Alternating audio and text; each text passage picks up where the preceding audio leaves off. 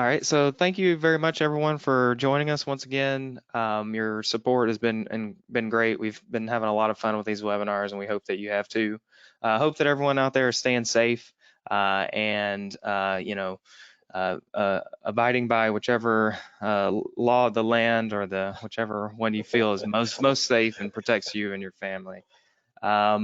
Yeah. So before we get started, as always, we like to do a little bit of housekeeping. We know that you're all doing a lot of webinars on a lot of different platforms, so we just want to make sure that we are explaining everything on how to use this GoToWebinar platform. As you probably heard from the announcement, you're all in listen only mode, so everyone's muted. If you have any questions, you should be able to see a little Q&A feature. It says questions right there. It looks like a few people have already found it, so thank you very much for the feedback. And if you haven't been able to find it, look for this little red button here that should be on the top right of your screen usually, and you'll be able to find your audio controls there as well. And you should be able to find some handouts. We have 4 handouts today. These are optional. You don't have to follow along with them by any means, but you'll find the white paper that we talked about last week. You'll find a 62.2 calculator that we also talked about last week. Since this is part 2 of a webinar, you'll find last week's part 1 PDF again if you happen to miss it last week, and then you'll also find a copy of today's slides as well. So as always, thank you very much for all your feedback. If you have any questions or anything, let us know. And do keep in mind, this webinar is for a general audience. HERS raters, weatherization folks, and all the above. So keep that in mind. The webinar, the content might seem simple for some, it might seem advanced for some.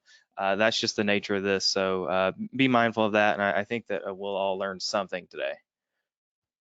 All right, so I believe we are ready for some introductions. If you guys don't know me yet, I'm Joey Starr. I'm a technical project manager at Southface.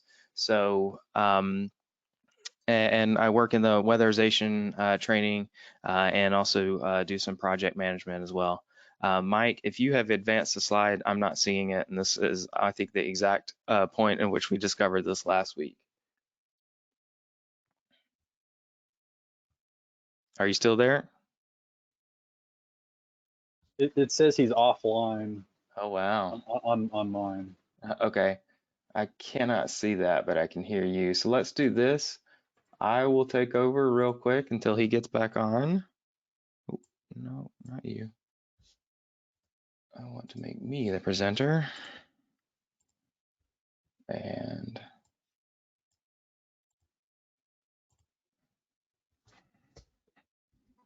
spoilers, hang on.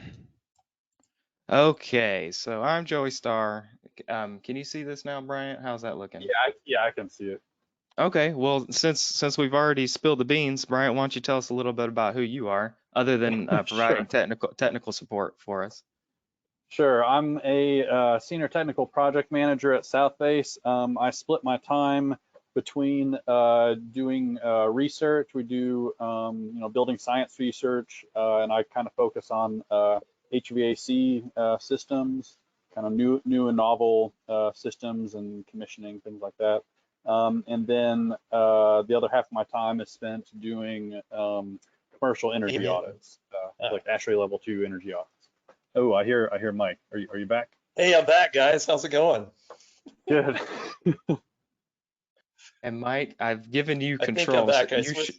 You should be able to advance the slides, but I'm going to host it Okay. just in case anything like that happens again. And it's your turn to introduce yourself if you're ready. Yeah, so I think I come at the world also from mechanical engineering side, but I have a lot of hands-on experience, and I think I'm still questionable on audio, so I hope that will work. But Joey's hosting, and if I click, does anything happen? Or you click? Why don't you click it? Well, hang on. Let's see if we can get this to work. I'm going to give you controls. Okay. Oh, there it goes. So yeah. Let's see if that works. All right. So I clicked it, and there we go. There it goes. I was going to say. So this is a picture of me trying to exercise in this day and age, and I'm keeping busy with that. This is a picture of Bryant with his 2-year-old, and that's what's keeping you win the cutest Yeah. award. If you hear Brian. screaming in the background, And, that's the face. yeah, there you go. But more importantly, Joey has been holed up with his cat, so this is what we're a little worried he's turning into. That's about right. Scary. So I don't know, these three guys. Let me see. I'm not getting a click here. Well, I'm trying to click, but nothing good is happening. So Make sure that you're on my screen. I don't see your pointer. I am, I swear, on your screen, but There it goes. you may need to, there we go. Okay. So anyway, thanks everybody for your time, and sorry for everything was working so well, and then it just literally conked out. So I think most people are hopefully up on who Southface is. Anything you want to add, Joey?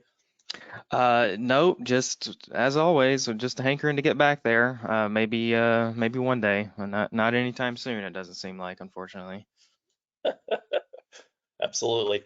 And then go ahead, Joey. Anything you want to add? Yeah, so ventilation going to be done and dusted after today, but the next three I think are really going to be great opportunities. These are all basically requests that we've had from you guys. So thank you all for that, especially that condition crawl space. We have a lot of questions about that. So we hope that we answer some of your questions next week. So stay tuned. Same bat channel next week, 11 a.m. Eastern, Thursday. I just get excited about all three of these topics. So I'm getting the building science tingle from this. So I hope others are excited too. And as always, we want to reference that there's some great information on our website. And my wife was asking me some Georgia Energy Code questions today, and I said, well, I'll be covering that, where you can go to find the information. But there's the field guide, which I think is just a great tool for very user-friendly, not written in code language, but explains what you're supposed to do with the Georgia amendments baked in. And then appropriate for today is this appropriate ventilation strategies white paper, which I believe you attached, so you can either get it from the website or there. And then driving on, let's see, I guess I have to click. I'm assuming, whoops, I went too far there.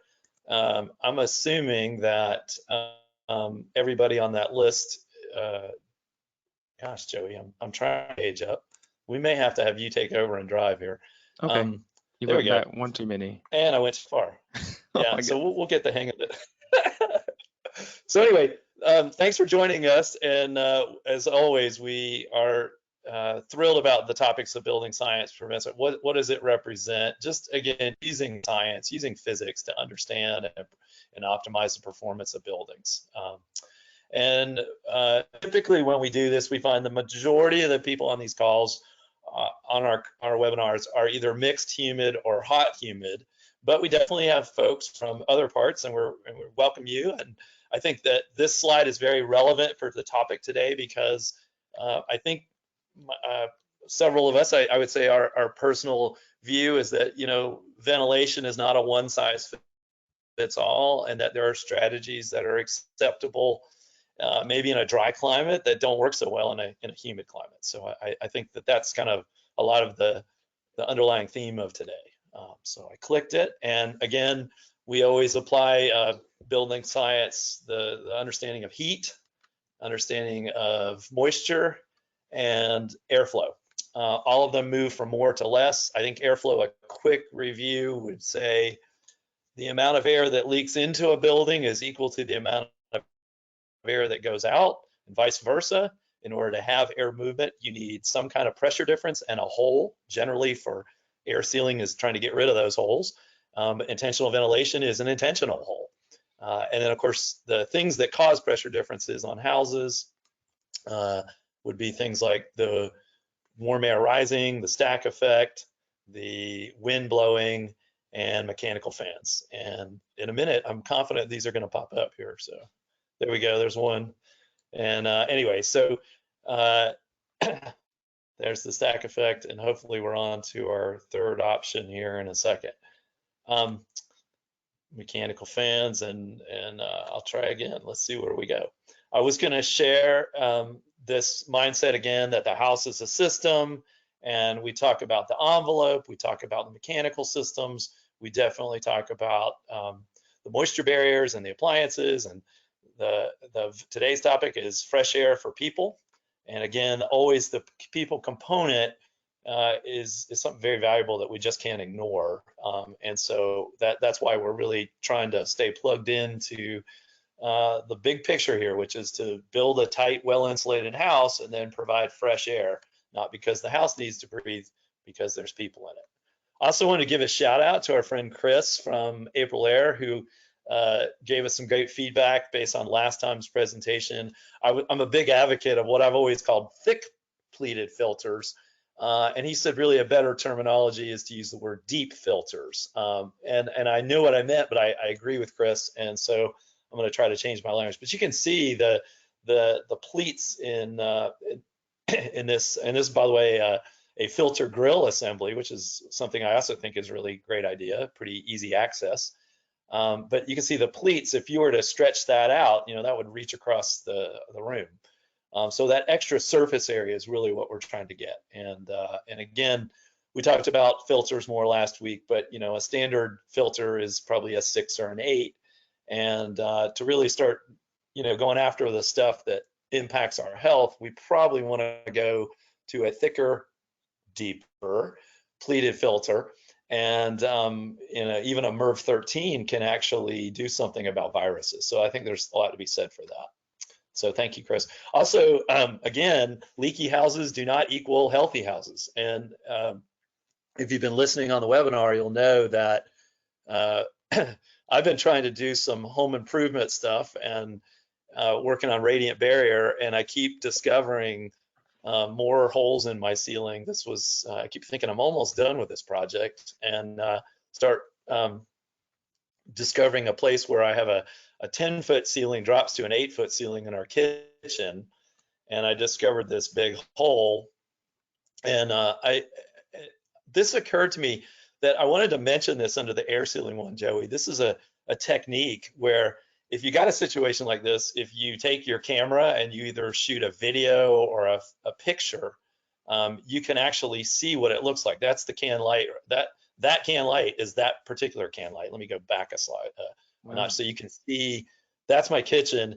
And I was like, oh my gosh, does that mean I have a hole where every single one of these can lights is? And so the trick that we would say is put your camera down there and shoot a little video or shoot a little film, and you can see that here's the other can lights. And thankfully there are no holes here. So I'm thinking, okay, I'm out of the woods. But if you look really carefully right here, you can see this vent pipe, which goes through where is now there's an interior wall below it. So you don't see the vent pipe in the house, but that looks a little suspect, right? So sure enough, I go up in and start in, well, anyway, I patched the one hole. Oh, that's right. I don't have the picture of that on this version, but anyway, sure enough, there is a hole there as well. So I'm not quite done yet. I'm not quite finished yet. But that was the hole for the can light. It was sealed with foam board and mastic. I love using mastic for this because you don't really have to clean anything out. You just goop it on there, squish the foam board into it, and then coat the edges. One thing I thought I'd share too is that this foam board, this mastic, notice how it looks kind of charcoal gray here? Guess what that's from? That's from coal dust that was in my ceiling. So, this house is 100 years old. So that's actually from coal dust. So anyway, I'm happy to report that I'm finished with the radiant barrier project. So there's my happy, that's the spot I fixed after I insulated over it. And we're out of material and we're pretty much out of surfaces to cover. And so we built a catwalk to get from one end to the other. And also I was going to say, if you're willing to dumpster dive, I occasionally see people throwing away big chunks of large diameter flex duct, and I sometimes just grab it. I threw it up in my attic, and I would just slit it and take the silver part and use that as radiant barrier, and then take the duct liner part and lay it on top of the insulation. So in case you don't know, I'm probably the most frugal person on the planet. So there you go. Anyway, so that project continues, but it's been fun, and I think it's going to get hot soon too. And it also reminded me, we actually did a series of these things. We called them recipe cards for Touchstone Energy, and one of them was about if you have a a two-story house with an attached garage, you might consider doing a little surgery to see how things look. You could cut a hole, and I was thinking about my phone. I could cut a hole that's maybe 1/4 of an inch. It's really more of a slit, 1/4 of an inch wide by 3 inches, and I could stick my phone up there and I could shoot a video or take a picture and see if I have any blocking. And this is kind of what I'd be looking for. Let me see if I can get it to click up here. There's definitely sometimes a delay. So if you could see something like this, you would know, okay, you do have blocking, and hopefully there's insulation on the other side. If you see this, or you see just a bat of insulation, you might check to see, but most likely you don't have air sealing in that case. That could be a retrofit project. There's an image of a sort of new construction from our energy code that sort of shows this from the house side. That's what you're looking for, is the blocking and the insulation. I think this offers some, if you're a motivated do-it-yourselfer, that, you know, if you did see that that was a problem, you could maybe cut a strip, maybe 1 foot wide of drywall off, get in here and work your magic and seal this up and air seal it. And then you could just come back and you just have to patch that strip for your access. So I wanted to make a plug for that. Again, how's that tie to ventilation? Definitely trying to make your house more airtight, and now we can add ventilation. So Joey, you want to do this quick overview of what we're going to cover? Yep. So as we've applied for CEUs and whatnot, you want to make sure that this presentation is grounded in learning objectives. So you'll hopefully see these throughout the presentation, but obviously we're going to apply the concepts and calculations that we learned last week. We're going to look at different ventilation methods, and we're always going to kind of tie that back to the different climate zones, as Mike mentioned earlier. We're going to assess which ventilation strategies are appropriate specifically for hot and mixed humid climates, because we know that that's where a lot of our audience is here, but I think you'll be able to apply the same principles to whatever climate zone you live in. And then we're going to predict how ventilation affects occupant comfort, interpret results from the Department of Energy study that we mentioned earlier that Bryant worked on, and then of course we're going to build this perfect Frankenstein's monster ventilation system.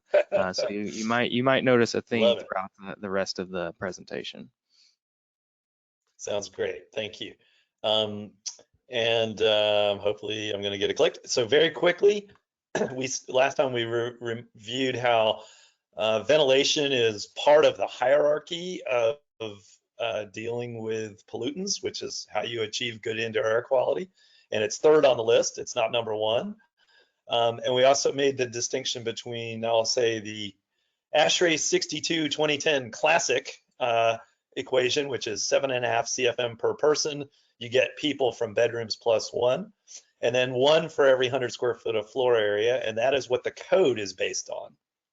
And then also the newer, versions of ASHRAE 62, the 13, the 16, and the 19 are using this equation, which is basically saying, here we assumed houses were leaky, and today we're not. So we're assuming houses are tight. We do this calculation, it's a bigger number, and we are allowed to make adjustments if we do a blower door test and show it's not a super tight house. Also, I want to emphasize that ASHRAE 62 really is looking at indoor air quality. It's not addressing issues like moisture. It's not addressing energy efficiency. So, you know, those guys sort of took a pass on those topics.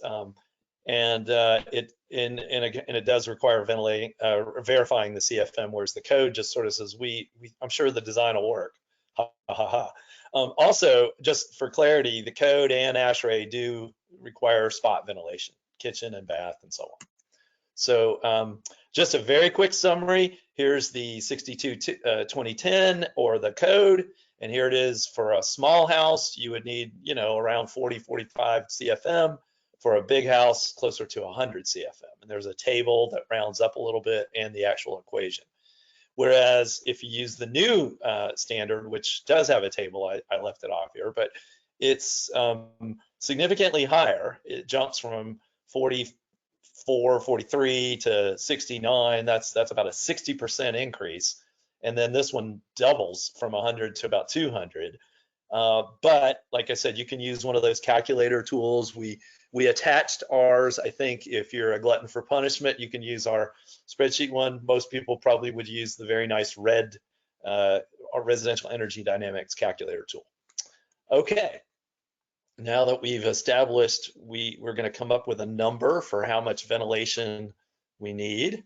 We thought we'd just mention that Georgia was involved in a code assessment study 5 years ago. Back then, our code was you had to be less than 7 ACH 50. We tested 89 homes around the state and actually did pretty well, over 95% compliance with the air leakage requirements. And ironically enough, if you put a bell curve on this, the midpoint was right around 5, a little less than 5. So the net result was that because the IRC was in effect and we had not amended it, half of the homes under our old code under the study would have required a whole house mechanical ventilation system. As we drive forward, let's talk about how to do it. So Joey, really quick, give me the big picture view on what this does to our house pressure.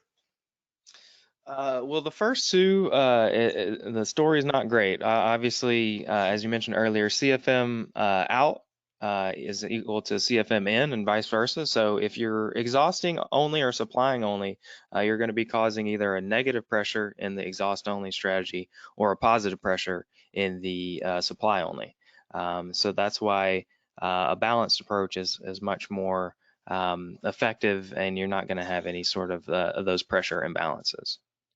Yeah, so really all ventilation strategies are going to fall into one of these 3 categories. And I guess you could arguably say that there's a fourth, and we'll talk about it, called a hybrid approach too. Okay, so let's take them one by one. Exhaust only, this is probably the most simple, straightforward way to do it. It's generally effectively something like a good quality bath fan that is more or less set up to run continuously. Obviously, if you're going to do this, we always say make sure it's an Energy Star, because that way it's quiet and it's efficient. And there are efficiency limitations by the energy code that has to meet as well. So if you just get Energy Star, you're good to go. A couple other things, just real world experience says for any bath fan, it's sort of rated at a certain pressure drop, and then the real world is often greater than that. So it wouldn't be the worst thing if you needed 55 CFM. You might not want to. You might want to not cut that too close and specify something that's bigger. So if I needed 50, I would be very wary of putting in a 50 CFM fan. And a lot of the newer fans have features where you can make adjustments on them. You can adjust the speed, or you can just adjust runtime. You can sort of say, okay, I'm over ventilating, 80% of the time, and I'll shut off the rest of the time, that kind of thing. So there are options to do that. What's good about this? It's pretty low cost. It's probably the cheapest first cost. Would you agree with that, Joey? The cheapest first cost whole house ventilation system. It also, they're pretty efficient. They're pulling about the same watt draw as an LED light bulb. So, and if they're efficient, they're usually quiet. The better ones usually don't have a propeller blade. They have a little squirrel cage centrifugal fan, which is more efficient. The negatives, well, there's one big one. The one big one is, where the air leaves from an exhaust fan, but where does it come in?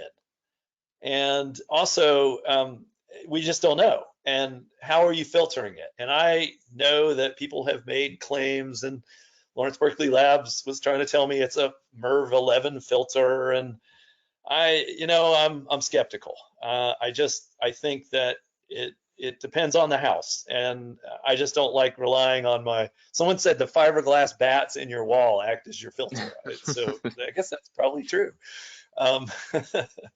But obviously too, if you have any sort of combustion equipment that is connected to your house, which we don't want to have anyway, but a lot of houses have that, negative pressure is potentially going to exacerbate a problem or create a problem. And I would say our biggest concern is humidity. And for this, I'm going to pull a picture that a lot of people can relate to. if you think about a commercial building, I bet most people in this webinar have been in a commercial building and looked up and seen something like this. And that, as you might imagine, is not from a roof leak. What is the source of that moisture? That's condensation that's occurring because of an air leak. And so we get nervous. I get nervous. I think Joey does too, about trying to put your building under negative pressure all the time. And it just seems like something in a humid climate is probably not a good strategy. So that's probably my biggest issue with it. And also, it doesn't really have a good track record of mixing the air throughout the house, the fresh air getting mixed. Air changes out, but is it really providing fresh air in a distributed fashion? Probably not so good.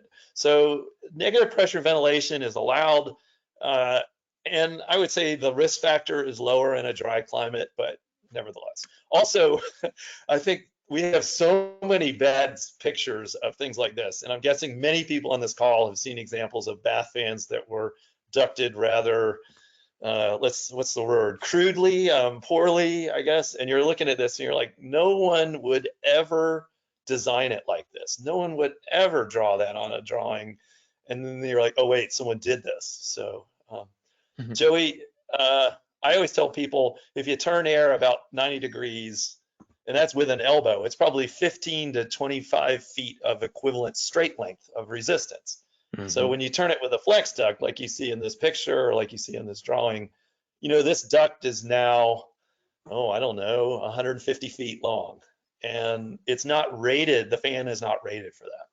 Also, I'm just gonna make a pitch for, don't use a 3-inch duct, okay? Even if your fan, well, first of all, if your fan has a 3-inch outlet, that's a questionable thing in my opinion too.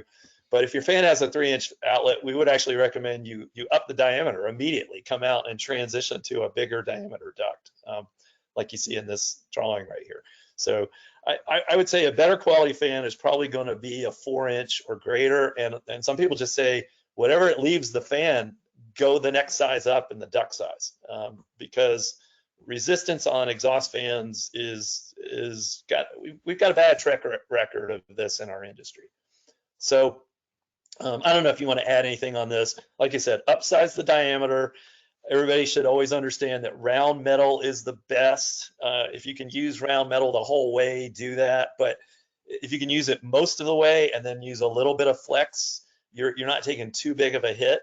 And also, I thought I'd mention that I've seen people do this where they ran it straight and they put a 90, they ran it straight and they put another 90, and it was going through an attic. And I'm like, you know, 2 45s, if you go straight and you do a 45 and then you go do another 45, that's a lot less resistance than 2 90s. I don't know if my very high-tech drawing comes across like that, but thought I'd share that.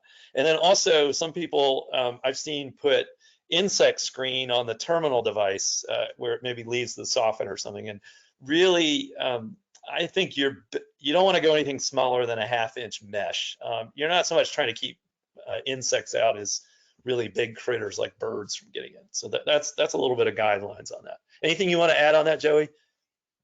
No, I think that if you're, upsizing or downsizing, just make sure you're using the proper reducers or expanders. And, some of those can add a little bit of extra resistance as well. Yeah, don't downsize. Yeah. Okay, so that's exhaust only. That's our take on that. Again, I know it gets done a lot in some parts of the country, and who's to say it does or doesn't work well. I think there have been some studies to just say the efficacy is not so great. Supply only is really the same concept, going backwards. So we're pushing air into the building. And probably one of the most common ways people do this is, which, like you see in this photograph here, there's an outside air duct with a motorized damper, and there's a controller somewhere, and it introduces air into the return. And then it goes across your filter and it's heated or cooled or blown into the rest of the house. And you can put adjustment dampers on it to, affect the amount of airflow. So one thing I want to point out is that this will not move much air in this configuration unless this is actually ducted. if there is no return duct, like this might have been multifamily, you're going to see very poor airflow coming through this. There's just not enough pressure to suck it in, if you will. This is a more common way of saying this is a great diagram. It's got a lot of other things going on in it, but if you can just look at it, normally your system is just pulling 1,000 CFM, heating or cooling it and putting it into the house.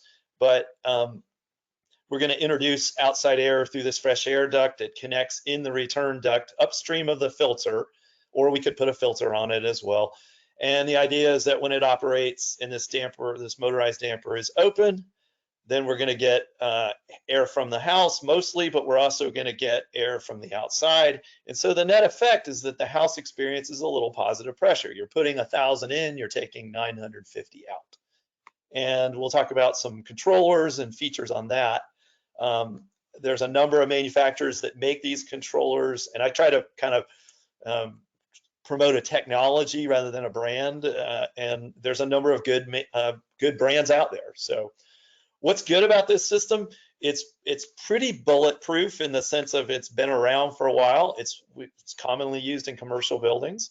It does a great job of actually putting the air in a lot of different spaces. So very good distribution. It has the ability to filter it. I like positive pressure if I live in a really humid environment. I'd rather have a little bit of conditioned air leak out as opposed to the opposite. So in a hot, humid climate, I think that's a good thing. This is something you can retrofit. So there's a lot of good things about it.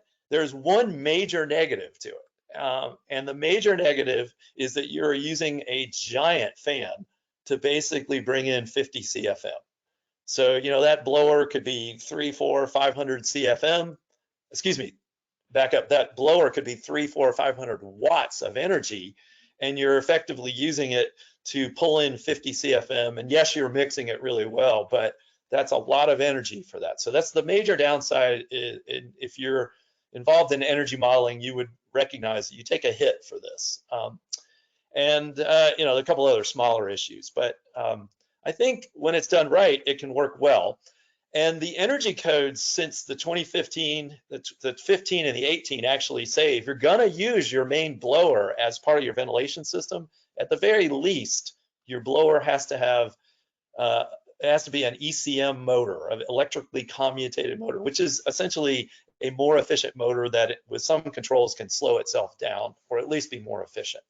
So that is something to be aware of. That is a fairly new code requirement, but it is addressing that issue. Joey, anything you want to add on that? Nope, I think we got it. I think this is also, just for what it's worth, these are the code minimum watts or CFM per watt requirements, which again, most Energy Star is going to hit that without a problem. So another type of supply only approach is to say, okay, I don't want to use that big blower. I want to use my own fan, and it's really the way I would use this analogy. It's a bath fan turned around backwards. That's what this is. So it's a very quiet, efficient motor. It's an inline supply fan, and there are at least 4 companies making this. The first one that did this was a product called Q-Fresh, and it has a built-in filter, and it's basically a fan that's designed to run and filter the air and push the air into the house. And notice, by the way, that it can move 50 CFM for 13 watts, which is an LED light bulb. That's amazing. So you can run that fan continuously. And yes, you can do this with just a supply fan, but what makes this stick out is the controls. And so there's a number of manufacturers that have these now that it provides fresh air, and it's looking at the fresh air. And this one is got a temperature and a moisture sensor in it. And it's designed to run continuous on continuous mode as long as the outside conditions are, and I'm using air quotes, good. And if the outside conditions are, quote, bad, then it's basically going to do some form of cycling off or under ventilating on purpose. And different manufacturers have different strategies. But the idea is that when the conditions are bad, we're going to sort of say the outdoor air is not really the ideal conditions right now. And it could be because it's too hot, maybe it's above 90 degrees, or it's too cold, it's below 40, or it's too humid, or it's too dry, and we're gonna intentionally underventilate. And I think I like this concept. These fans are not super expensive, even with the little bells and whistle controllers on them. Some include dampers. So I really think this is a great strategy that is addressing some of the concerns with the exhaust only strategy. And of course, we know where the fresh air comes in, because it's pulling fresh air in and supplying that to the house, as opposed to the exhaust fan. We know where the air leaves, but we don't know where it comes in. So I think this is a great strategy. I think these controls are what make it kind of cool. There are some important things to consider, that these do not provide any drying. Every cubic foot of fresh air you bring in, it's got moisture in it, you're gonna have to dry it out. And they do not have any energy recovery, which you would get with something like an ERV. So let's appreciate the pros and the cons. There's also a hybrid approach, which is kind of using an exhaust fan in conjunction with the fresh air that you would be running here before. Some people call this central fan integrated supply, CFIS, you'll hear that. I always call it return or fresh air ducted into return. But you could use that approach and sort of say, anytime that the thermostat is calling and we need ventilation, I'm just gonna bring the damper open here and provide the right amount of air and then shut off. But I'm not gonna override and make this blower run. I realize I don't really think I mentioned this. One of the nice advantages of the controller on this is that it keeps you from underventilating on a very mild day, because if, let's say you just want 20 minutes of runtime every hour, you want 20 minutes of fresh air. If it's a hot day or a cold day, your blower is probably already doing some of that. So you're just gonna piggyback on the runtime that's already happening. But if it's a mild day, and let's say 40 minutes go by, nothing has happened, the thermostat's satisfied, this will open up the damper and the controller will turn on just the blower, and it'll recirculate the air and provide fresh air into the house on a every hour basis, which is a really good thing. So the downside of that, of course, is that sometimes you're running this big fan. So one hybrid opportunity is, say, instead of running that big fan on a mild day, I'll make up the difference with something like a bath fan, and I'll just run the bath fan. And I got a picture of this here. So if you ran a continuous 30 CFM, that would give you a certain amount of cubic feet. But let's say, well, okay, I was able to bring in 90 cubic feet a minute for 15 minutes. So that's some of my ventilation, but the thermostat was satisfied, nothing happened. And then the clock is winding down here, and the controller says, oh, for the last 8 minutes of the hour, I'm gonna bring on the bath fan and provide the necessary air changes. So it's a hybrid. It's gonna give you at times positive pressure and at times negative pressure. And I think we can take a hit of negative pressure for a duration. That doesn't concern me much. There's also a hybrid approach where I know a company makes controls that monitor exhaust devices in your house, like your kitchen hood or your clothes dryer or your bath fans. And they'll adjust your main ventilation system. They'll reduce it because they know you got some air changes by running those fans for other purposes. So there are some neat concepts out there, some neat control options out there, and I think they all have their place. So Joey, we're going to jump to balanced.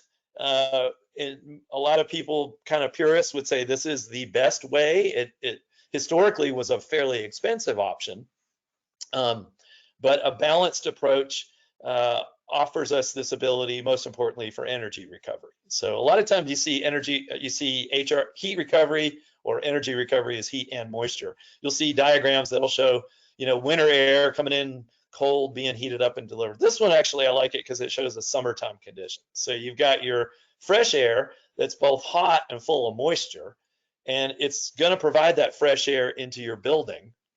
And at the same time, stale air from your building is leaving, and it's, of course, conditioned, and you're pulling that air out, and it goes through the heat exchanger core, and both heat and moisture in an ERV can be transferred. So the exhaust airstream basically picks up some of that temperature, picks up some of that moisture, and dumps it back outside. So what's great about this is they have a really good track record. They work, well, let's get through a couple more out before I go into pros and cons. So everybody, first of all, understand that ERVs, which I think are appropriate for the majority of the country, transfer both heat and moisture. HRVs are really more for a heating only climate situation. But I know people have been using ERVs in Michigan and you know, saying that they feel like that's appropriate. So you can debate the ERV, HRV if you're in a cold climate, but for most of the country, I think an ERV is the technology that's appropriate. And so again, here's a schematic of what's happening. The fresh air comes in, it's preconditioned before it's introduced into the house. It's preconditioned with the energy of the stale air leaving. Pros and cons. Oh, and by the way, there's a small unit. I always, the Panasonic guys, I hope laughed at me because they're the ones that came out with this. I always called it a toy ERV, but it's a great entry level into the world of ERVs, and it's not that expensive. It's simple install in that it's only 2 ducts. It's got a fresh air duct coming in, that'd be this one. It goes through the core and it supplies the fresh air into the house. It also pulls air from the house, in fact, in the same room, and it exhausts that air back out after going through the core. So very simple. It fits between ceiling joists, pretty basic installation. Does not move a lot of air.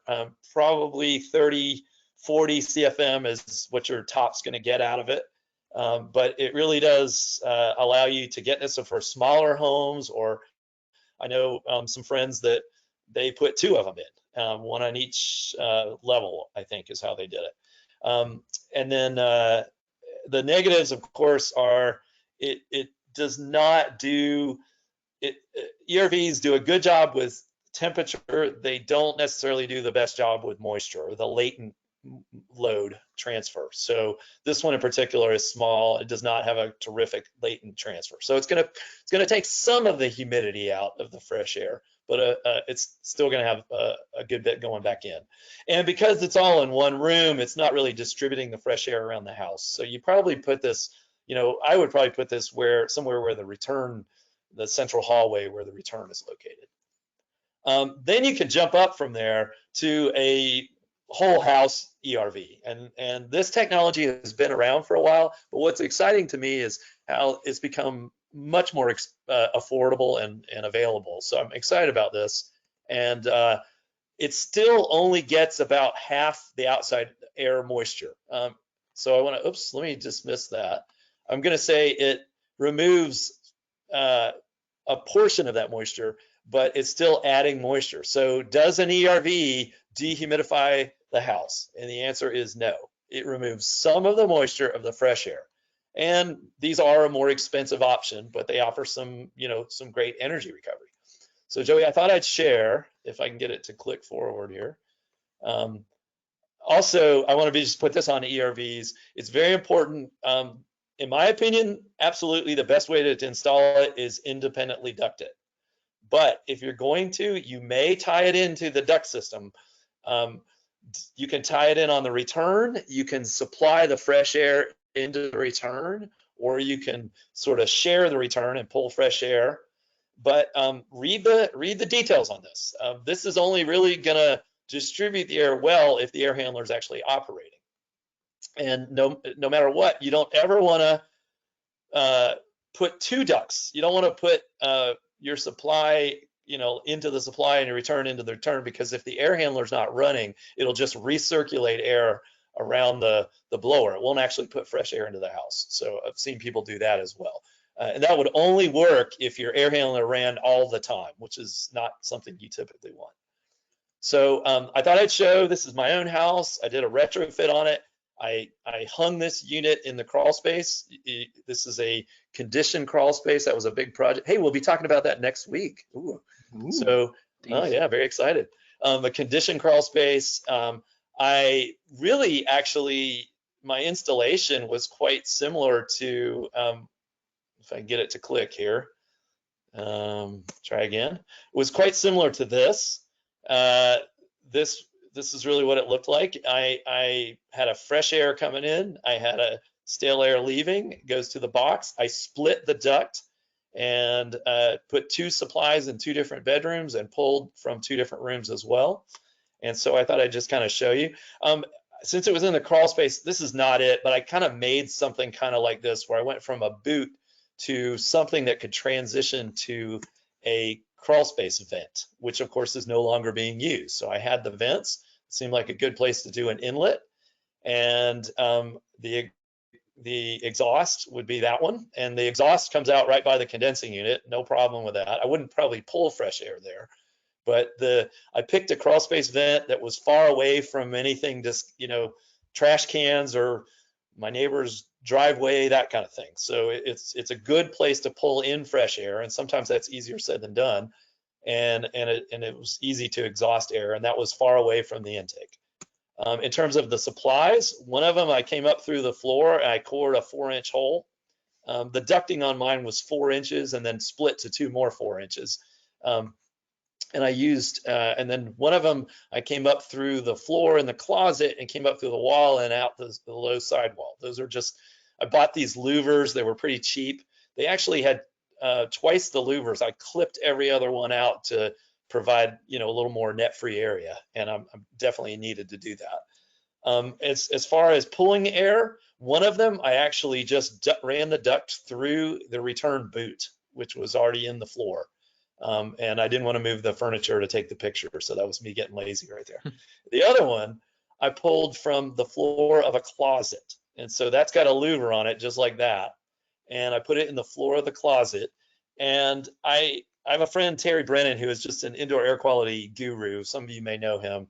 And he was saying, and I agree with him, that rather some people try to pull their ERV air from bathrooms and kitchens, and I kind of like the bath fan and the kitchen hood to be able to do their job, their spot ventilation. And I like, he said, pull air from the closet. He says people store shoes in there, and I don't really have a big master closet, but this did have 2 big doors that are solid doors that have a big undercut. So, you know, you got 6 feet of a 1-inch opening. So it was pretty low pressure drop for this thing. And it's probably only moving, you know, it's got 2 inlets and 2 outlets. So it's not I'm not running it on high. So, and I was going to say, I also ran a wire up and put a controller in the closet, and the controller allows you to pick a speed. You can run high is supposed to be 70. I'm actually getting 87. Low is supposed to be 35. I think I'm getting probably over 40. So I'm usually, and there's also a low intermediate setting, which I like that. So it's kind of low on a 20 minutes on, 40 minutes off. So I just thought I'd share that. These are my opinions of how to do it. It took a long time to run all this ductwork, and if I was paying myself, I'd be bankrupt, but it was really gratifying to get so much more airflow than it was actually predicted to have. So that was good. So to kind of wrap up this stuff, what's newer with ventilation? I think mini splits are definitely becoming more in the market, and that means they usually pair well, in my opinion, with ERVs. We talked about ECM motors. The smart control thing, I think you're going to see more and more of that.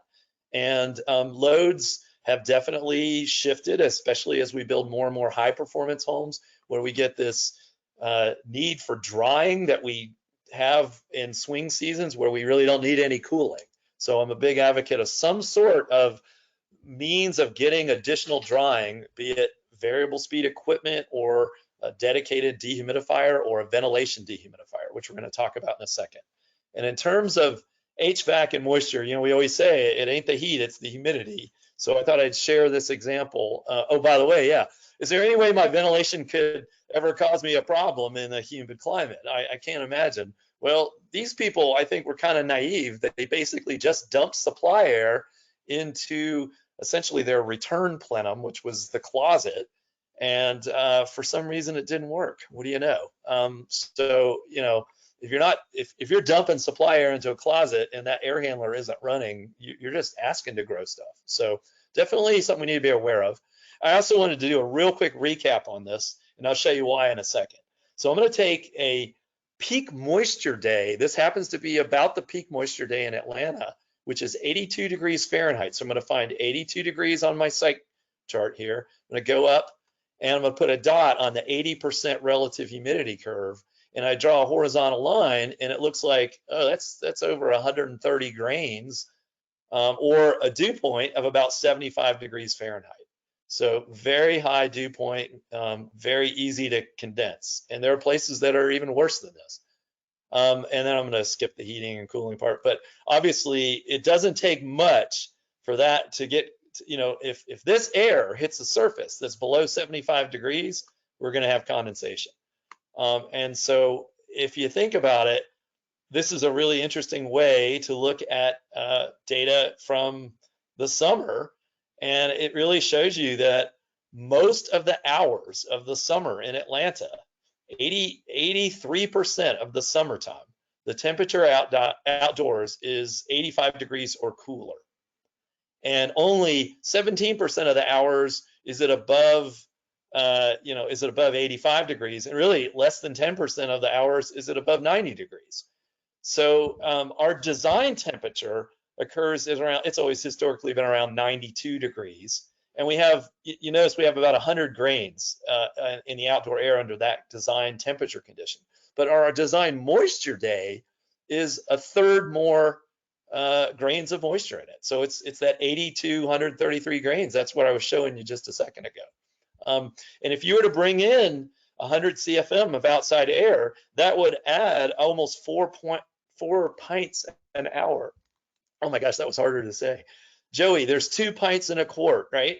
And 2 quarts in a gallon, no, half gallon. So that's a half gallon of water an hour, or 10 or 12 gallons of water vapor a day. That's a lot of water vapor. And of course, manual J, I did want to put this in there. It's looking at both sensible and moisture loads. And manual S is where you select air conditioning equipment.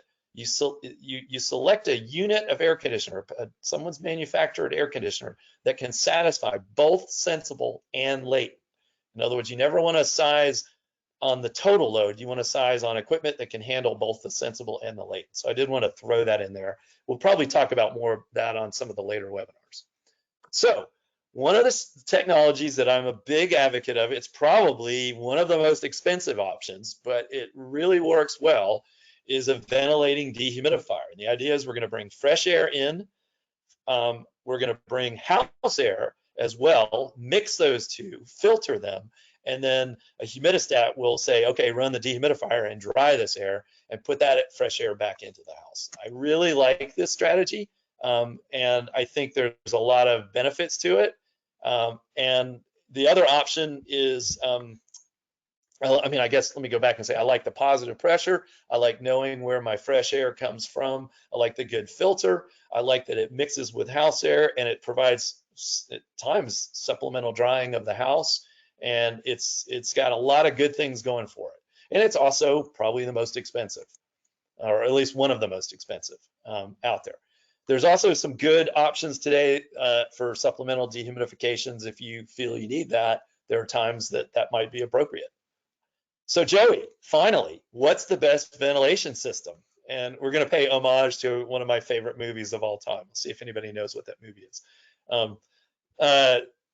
I love the idea of using these sensor-based controls that we're actually going to look at, maybe not even just temperature and moisture, but we're also going to look at other things like maybe ozone or other pollutants that could be in the outdoor air. And we might even be looking at what's happening in the house, maybe pollutant levels inside the house. And this smart control, I think, is got some really good, to me, it's definitely the wave of the future. I really like energy recovery, and I really like supplemental dehumidification. So what we're talking about here is putting a dehumidifier onto an ERV with some smart controls. And I don't think, and a good filter, I don't know that anybody makes this yet. It may exist. And I was joking around with Department of Energy guy, Eric Whirling, and I said, I'm willing to pay $14 for this device. And I want it to cost 12 cents a month to operate. And I got to be able to install it in 6 minutes or less. And it's got easy to verify the airflow and really easy to maintain. And it'll send me a message if it needs a filter change or whatever. So it doesn't exist yet, but I do think this is the wave of the future for us. What do you think, Joey? Anything on that? That sounds pretty good to me. If yeah, $14, I'll throw in 14 on that too. You'll invest the 14. That's good. Do we have time for the poll real quick, and then we'll jump to Bryant? I think we can do that afterwards, Okay. and let Brian have a little. And Brian, just to let you know, we're officially scheduled for an hour. Most everyone stays on, so if you have to drop off after an hour, we understand. But I'd highly encourage you to stick around for Bryant's presentation, because it's a practical application of all this that we've been talking about. So, without further ado, Brian, I guess I'll let you take over, Bryant. Okay, great. Can you hear me? Yeah, we can hear you. Okay, great. Yeah, I was on mute most of the time, so I wanted to make sure I unmuted myself correctly. Yeah, so this is a project that just wrapped up. It was about a 3-year project overall, including the planning beforehand and all the setup beforehand, and then the analysis afterwards. But it was a project where we were doing a field validation of a new smart ERV in a humid climate, and we wanted to see how that affected indoor air quality, both humidity and other pollutants that we could measure. It was done through Building America, yeah, so like I said, it was a field validation using low-cost indoor air quality sensors. So these are the kind of indoor air quality sensors that can be that could be used in future versions of smart ventilation devices, and we had multiple ones in each house. If you go to the next slide, yeah, basically, the problem is, it was covered earlier by Mike, that houses are becoming tighter and tighter out of necessity, because it saves energy and lets you control the indoor conditions better, but you need to then bring in outside air to make sure you have good indoor air quality. But there's some resistance to this because of in the southeast where it's humid, because of the humidity issues that builders are fearful of bringing in that outside air. And so this kind of product that we tested is one potential solution to that, and we wanted to see how well it worked, how well this did the job. So what we did, we had 4 new construction Energy Star certified houses in Charleston, South Carolina, and we had them outfitted with the Broan ERV S100S model smart ERV, and in each house we were toggling that ERV between just continuous mode and smart mode to see how well the smart mode helped the indoor conditions or hurt the indoor conditions. What smart mode does in this particular instance is when there's a temperature and humidity sensor in the outdoor airstream, and when the a certain dew point threshold is exceeded, then it turns off the unit for 50 minutes, and then it turns it back on again for 10 minutes, sees if that dew point threshold is exceeded, and if it is, then it turns off again for 50 minutes. Otherwise, it keeps running. The way that we monitored this, we're with temperature, humidity, particulate matter, radon, and CO2 sensors located throughout each of these houses. We were also monitoring HVAC and whole house energy consumption. So yeah, if you keep going, here's just an example of one of the houses. They're 2-story houses. They're built on piers because they're in a floodplain. So even though we were monitoring radon, we really didn't see any because not much radon. Yeah. They're just slat. The garage is just sort of I don't know if you can tell, but it was just pretty much open. Those are just slats on the side. House on piers. Next slide. Yeah, all the houses were in the same neighborhood, so they were within within stone's throw of each other. They're really close, so they're exposed to similar outdoor conditions. They're all very similar square footage and floor plan. Next slide. Yeah, I so think we there, covered that one. So yeah, go ahead. Oh, I was just You going to want say to that's the dive on? ERV. Yeah, that's the ERV in the attic at the top right, and then the sensors were in these SenseWare packages at the bottom right. Got it. We also were monitoring the air handler, supply and Okay. return.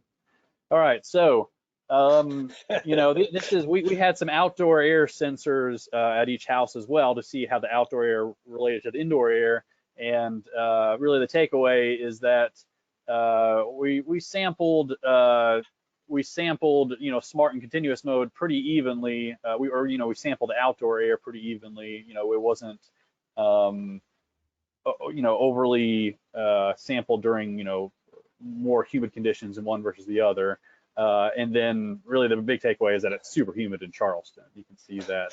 I'm glad we proved that with our science. Yeah, that was good. Yeah, you can see it's over 60% relative humidity, most of the time. So most of the time, yep. So the indoor results, the temperature and humidity results, there wasn't a big difference in average relative humidity between continuous mode and smart mode. But what there was a difference in was the percentage of time over a threshold. And we use 60% relative humidity as a threshold. And house 2 and house 3 had pretty significant. And then, but all 4 of the houses, it exceeded that threshold. Yeah, they all exceeded that threshold more in continuous mode than in smart mode. So what this did was it did what it claims to do, which is it limits the peaks in humidity that you would get during times of high outdoor humidity. You're not bringing that in quite as much. And this is just seasonal, looking at it seasonally. It wasn't very directional during spring, summer, and fall, which is not what we thought, because it actually did the most activation of smart mode, where it actually cuts off a unit in the spring and the summer, but it didn't seem to make that huge of a difference. Where it did make a huge difference was in the winter in every single house. And this is interesting. And the reason for that is because of the high sensible loads in Charleston, and the fact that these are Energy Star homes, so the air conditioning system was sized correctly according to Manual J, and so it could handle whatever additional or lack of additional latent load that the ERV was bringing in. We were able to compare the dehumidification rate of the air conditioning compared to the load induced by the ERV in the different modes, and it was many times more. So it was just kind of obscuring the difference between the two modes. And I think earlier, Bryant, you said sensible load high in Charleston, but I think you meant latent load is high in Charleston. Oh, sorry. Well, I meant sensible. Because your air conditioning runs when just only looking at the sensible load, or in general, that's how it runs. Well, and the big takeaway, as I understand it, is that the system was able to keep up. The moisture was able to be managed essentially by the air conditioner, which was sized correctly and able to handle the latent load. So that was probably the big reason why we didn't see as much impact in the cooling season as we probably would have thought initially. Is that a statement? Yeah. And but then sort of the outcome of that is that even though this was designed specifically for hot, humid climates, it might actually be just as well suited, or maybe even more well suited, for mixed humid or marine climates, where there's a lower sensible load relative to the latent load. Yeah, and I think this just backs that up. These are just some numbers comparing the air conditioning condensation rate to the ERV induced water vapor flow rate. You can keep going. And then basically the outcome of the particulate matter sensing and the CO2 sensing was that, as you would expect, CO2 was slightly higher on average in smart mode, just because there's times when it's off, but it wasn't ridiculously higher. It was just slightly higher. It always stayed below, appropriate thresholds. And then particulate matter, interestingly, was lower on average in smart mode, at least in these houses, compared to continuous mode, which, you might think that if you're ventilating more, in continuous mode, that you'd be lowering pollutants just across the board. But in this case, there's particulate matter outside and inside, and in these specific homes, the times that it limited the ventilation, it actually reduced the particulate matter. So yeah, interesting. So here's the cool thing for me, Bryant. This is the part I got excited about, was the energy savings. Yeah, so the energy savings, we modeled the energy savings using BOPT, and then we also metered it, and we had pretty similar results. The model matched well with what we actually measured, and it was about 100 kilowatt hours per year of energy savings for just the ERV. And then also in Charleston, we found that there was about roughly 8% metered air conditioning savings, and that was about 300 kilowatt hours per year of air conditioning savings in smart mode compared to continuous mode. So combined, about 400 kilowatt hours per year electricity savings using the smart ERV versus the continuous ERV. So that was pretty impressive to me. That was more than I would have thought. But basically, that's I don't know, that's $50 worth of energy savings right there for just the smart control. And I think that was pretty neat to see. Thank you so much. Tell us the status of your paper. Is this something that people can download yet, or is it still in review process? It's still in peer review right now, but it'll be published here in the next couple months. Excellent. Really amazing. I think very fascinating study, and hope others are excited about this and what it shows us. So with that, let me skip ahead here, and I'm going to drive on in and say our goal is to spur you to do something after this attending this webinar. So my question for you is, what can we motivate you to do? Will you take advantage of free ventilation? Will you maybe look at installing a ventilation system? Will you design the greatest ventilation system the world has ever known? Will you never visit Charleston in July and August? Sorry, just too humid. Or will you potentially tune in for next week? That's our question. I don't know, do we have that as a poll, Joey, or should we just go to a real poll? Yeah, I don't have that as a poll, but I do have one poll, and it's more of a survey. I'm just kind of curious. We've gotten a lot. Right. I mean, I apparently have a lot of experts on the line today, so I'm kind of curious as to what type of ventilation strategies people are employing in their own homes.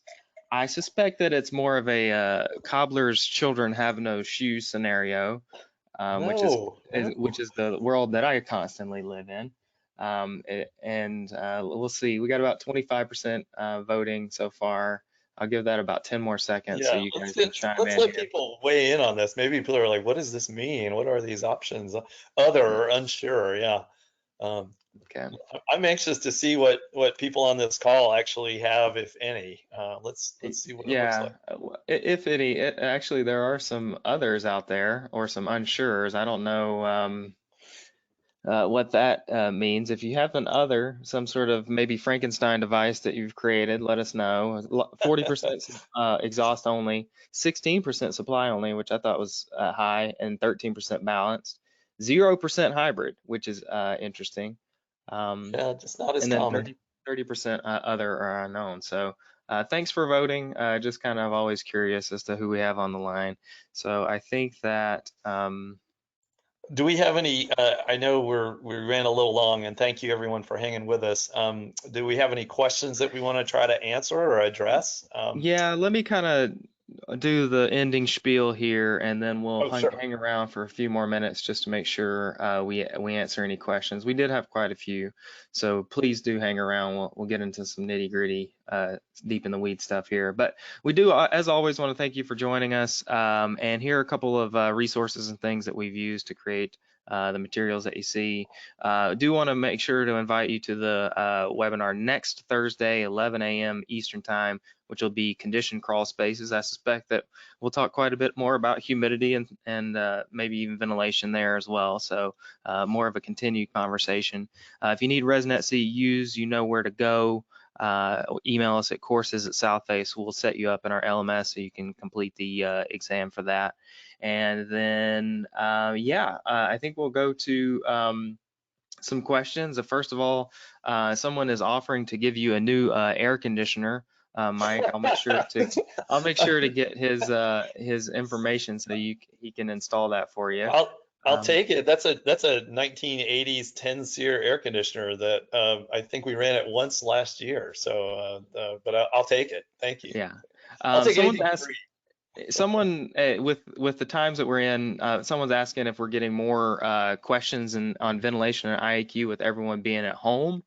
We did initially, and we had some thoughts on that. Obviously some of these strategies are easy to employ. I think, Mike, you missed the fifth form of ventilation, and my favorite, which is natural ventilation. I always encourage people to open up those windows a little bit more, especially right now. We're being blessed with a beautiful, it looks like a 60-degree day in May in Atlanta. That seems uncommon. So it's gorgeous. It's gorgeous. Yeah. So do that if you can, for sure. And even. Hey, this is Brian. I was just going to chime in. If you're interested in guidance on the COVID stuff and indoor air quality, ASHRAE has some good guides if you go to their website. They've recently published a good page and with a bunch of guides on it. Yes, and published and is a good word, and review, which you mentioned earlier. Make sure that you're getting those tips and that your guidance from a reputable source, and ASHRAE is certainly one of those. Don't just believe everything that you hear on webinars. Yeah, absolutely true. Take it all with a grain of salt. Take all information with a grain of salt. Can you repeat you were talking about the balanced approach, or the hybrid approach? I mean, you were talking about CFIS a little bit. Can you just explain what that acronym means? Yeah, Joey, you have the screen. Can you pull it back to that slide if you can? So Maybe the most, I don't like this name, but the most common, I'm seeing the poll at the moment. I don't know if others are. The most common way, there we go. Okay. Are you going to give it back to me? I can. I'll just show it, I think. Do it on mine I can find it. That's fine. So this idea of outside air that's ducted into the return duct. To me, that's how I usually refer to it because it's more descriptive.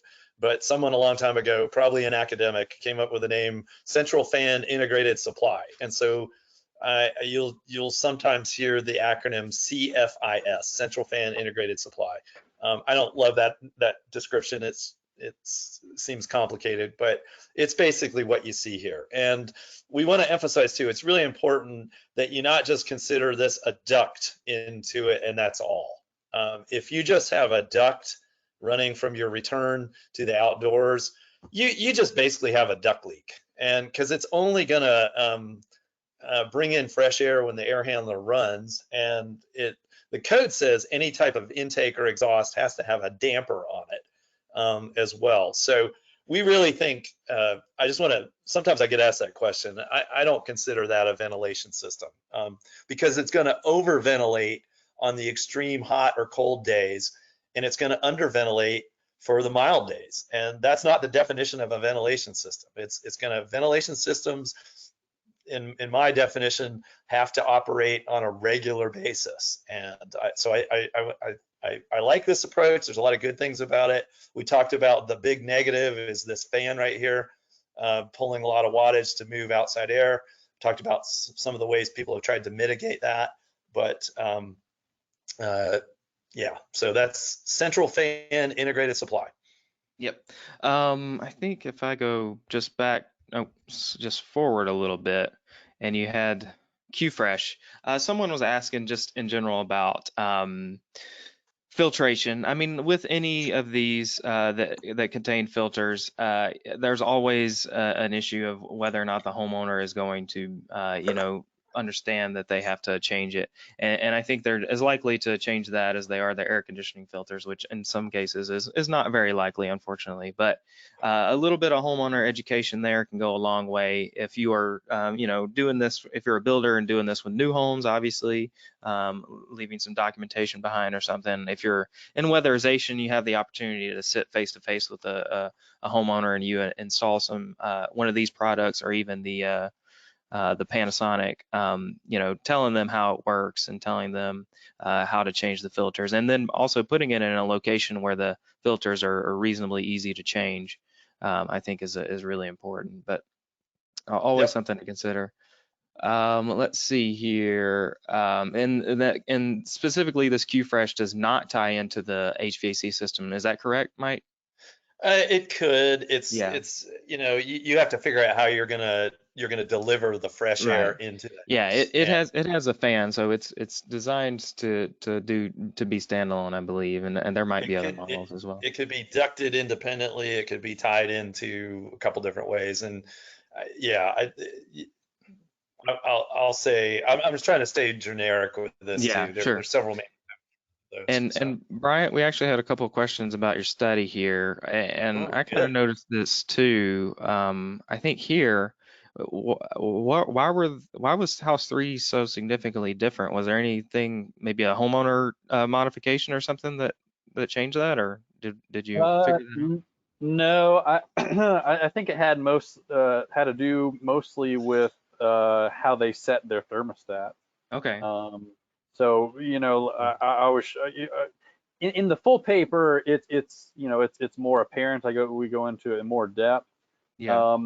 But what was driving the difference, or what was driving the humidity levels, what more than anything, was the air conditioning run times.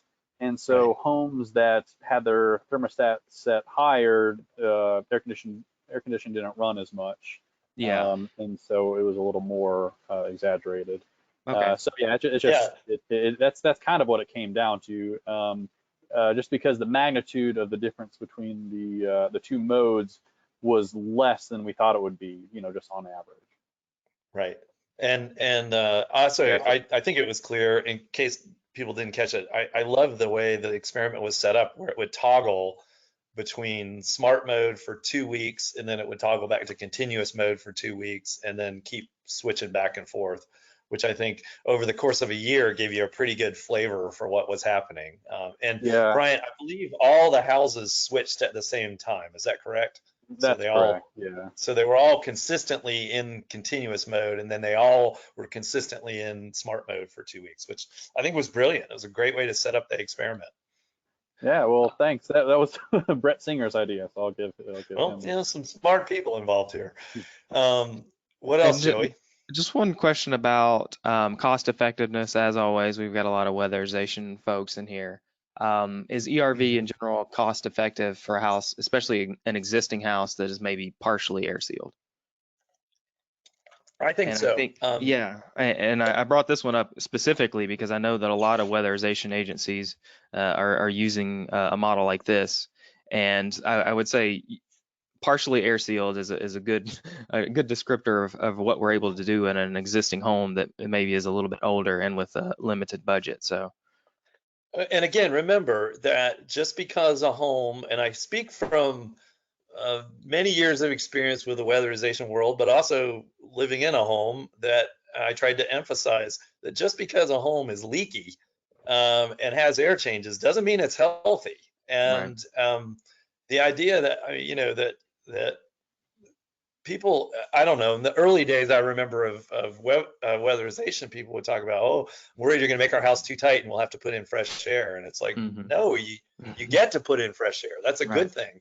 And it's like once you put in a ventilation system, you can go crazy with air sealing at this point, because we can seal up this house or not seal up this house, but either way, we know we're going to have fresh air. And if we seal it up, we don't have to worry about that. Oh, we've passed some mythical threshold. Now we're in where it could be dangerous. So I always believe that this is an essential part of weatherization, is just plan on doing a fresh air system as part of your your wet weatherization effort. Yeah, and I can't believe there would be a new house that doesn't have a fresh air system. You know, people in Georgia, we have kind of that, you know, middle ground where they can be within a certain range and technically not Yeah, have to do fresh air, yeah. which I think is That was not, politics over physics, though. So yeah, that that's happens sometimes. So yeah, the idea, of course, we've heard it 100 times is, you know, seal tight and ventilate right to have that 100% airtight house, yeah. and then just bring in all of our fresh air with a couple of fans. That, you know, while it does increase the energy usage a little bit, you know, you said that some of these fans really are about the same as a light bulb, so it's not really a lot of energy. Of An course, there are, LED light bulb. Yeah. yeah. Um, All right. Keep going, and can you please get away from this glaring failure of my house? So, Well, I was gonna say, why don't you just can you vacuum up click? the whole? Can you click a few? Yeah, exactly. Yeah, All right. click a You got few it. away, so at least I, I can see the sealed up picture. I can't Anyway, believe that you have it at this point just vacuumed up all the insulation, looked for every single one of these holes, just laid down a completely airtight attic floor, and then, you know, I'm sure you would take that used I'll insulation and have put it that right back up done. there. Yeah, I'll have that done by next week. All right, so no Sure. problem. No problem on my All house. right. Well, the questions have kind of died down. Attendees are about dropping off. Bryant, I'll give you first dibs. You have anything else that you want to mention or plug? And then Mike, I'll give you the same honor. Okay. Bryant, I think Bryant dropped left. off I don't know. wisely. I'm having some. I have a little note saying you may be experiencing network connection difficulties, so I don't know if I can say very much anymore. Okay, Yeah. well, we'll convey the message if you have anything. And Mike, if you have anything. I do. We had a question at one point about, does the term natural air changes still show up anymore? Oh yeah. If you go way back in the world of blower door testing, you may have remembered calculating that. And I'm thankful that we've kind of gotten away from that, which is, I think, a good thing. But I did want to mention that if you do a load calculation, some software will allow you to enter a blower door result. So we have one piece of software that you actually have to take your blower door result and you have to back out I'm going to call it the coefficients needed for the curve fit, which, you know, if anybody's interested, we can show you how to do that. But when you enter a blower door result, what it does in a load calc is it converts that into a natural air changes in the summer and a different natural air changes in the winter. And also, if you're involved in the HERS industry, you may know that your reference home is always going to have a certain amount of natural air changes, and it's a different number in the winter than it is in the summer. So I just wanted to answer that question that someone had asked if they're still around. Yeah. Hopefully pick that up. So. And if you're really curious about your natural air changes, you can always run that tracer gas test. My family doesn't want me doing anything with natural gas in my household. So Good idea. I just want to, again, thank everybody that hung around. I would say this is impressive that, you know, over half the people are still hanging on. So you can wake up now and hang up, but we really appreciate the participation, and please keep your comments, your feedback. They're really welcome and we value them, and keep giving us ideas and so on. So thank you again. All right. Thank you very much.